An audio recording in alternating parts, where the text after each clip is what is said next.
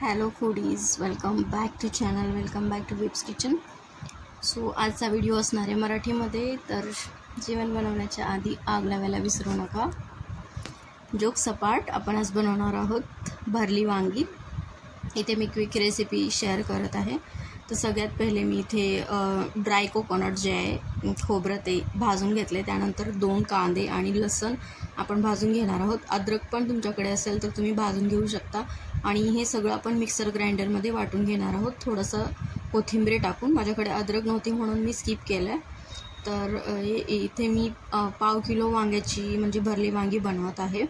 तर इथे 2 मी कांदे घेतलेत मीडियम साईजचे आणि 1 लसूण, त्याच्यामध्ये 10 ते 12 पाकळ्या असतील, थोडंसं हाफ इंच आलं. हे सगळं रोस्ट करून एका मिक्सर ग्राइंडरमध्ये घालून आपण त्याला एकदम बारीक पेस्ट बनवून घेणार आहोत. इकडे माझी कारलं पण फ्राय होतं आहे, तर साईड बाय साईड मी हे वाटण तयार करून घेते आहे. तर हे सगळं व्यवस्थित रोस्ट झाल्यानंतर एका छोट्या मिक्सर ग्राइंडरमध्ये थोडंसं पाणी टाकून आपण ह्याला व्यवस्थित बारीक पेस्ट करून घ्यायची आहे. आणि स्टफिंगसाठी मी इथे थोडेसे शेंगदाणे रोस्ट करून घेत आहे. याला पण आपण थोडंसं दाण्याचं कूट बनवून घ्यायचं आहे. तर इथे मी एक म्हणजे छोटा कटोरी भरून शेंगदाणे घेतलेत आणि थोडंसं इथे आपण तीळ वापरणार आहोत. याच्याने खूप छान टेस्ट येते आणि हे स्टफिंगसाठी वापरणार आहोत आपण. तर याच्यामध्ये मी दाण्याचं कूट आणि तीळ आणि बेसन हे सगळं व्यवस्थित ग्राइंड करून याचं स्टफिंग करणार आहोत आपण मसाले वगैरे टाकून. तर बेसन पण थोडंसं घेतलं आहे मी 2 टेबलस्पून. तर इथे याला आपण व्यवस्थित रोस्ट करून घ्यायचं आहे बेसनला पण. आणि चव खूप छान येते. जर तुम्हाला बेसन नको असेल आणि तीळ तर तुम्ही स्किप पण करू शकता. तर इथे पाहू शकता तीळ आणि शेंगदाणे मी एकत्र मिक्स केलेत आणि ह्याला पण आपण मिक्सरमधनं थोडंसं वाटून घेणार आहोत. बेसन थोडंसं हलकं भाजून घ्यायचं आणि साईडला ठेवायचं.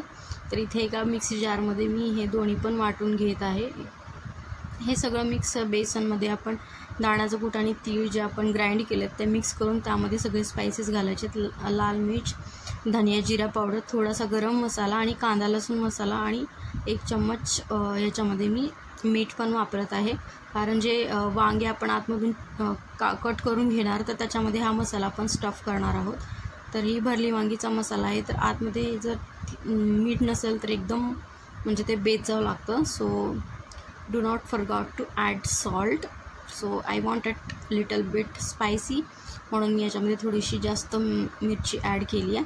तर बाजारातून फ्रेश आणलेले वांगे आता माझ्याकडे इथे आहेत. तर याला आपण स्वच्छ धुवून कट लावून घेणार आहोत. मध्यभागी 2 प्लसचं साईन असतं ना तसं कट लावून घ्यायचं आहे.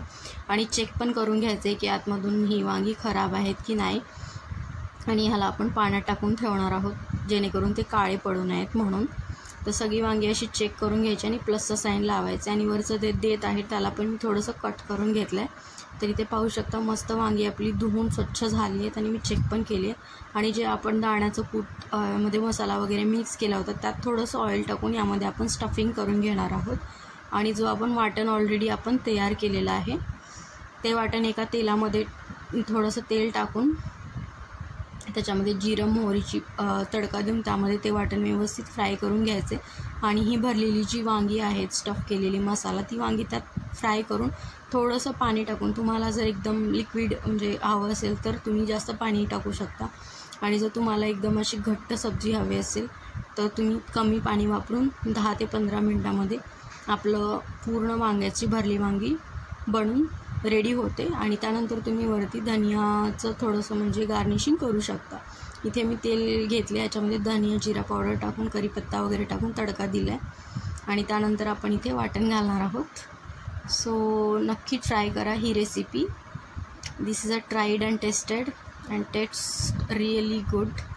Thank you for watching and see you in the next video. Bye bye. अशा प्रकारे भरली वांगी रेडी आहेत.